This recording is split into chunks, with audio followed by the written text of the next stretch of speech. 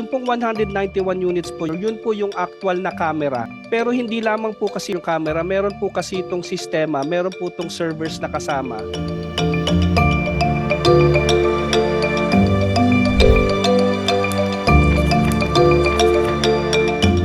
Ito pong procurement po na to, dumaan po ito sa regular pong proseso ng under Republic Act 9184.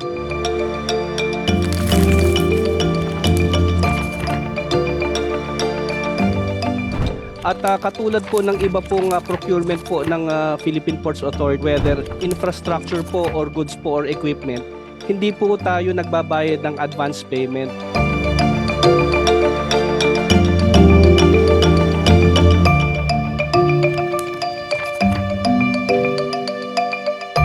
Yan pong Boston Home, sa akin pong pagkakaalam, ay meron pong platinum accreditation o platinum registration. Based on the PhilJEP accreditation po, yan lamang po ang tinitingnan ng mga ahensya kasi nga po, yung atin mismong batas ay tinanggalan po ng diskresyon yung mga ahensya na magkaroon ng subjectivity sa pag-a-assess po ng qualification.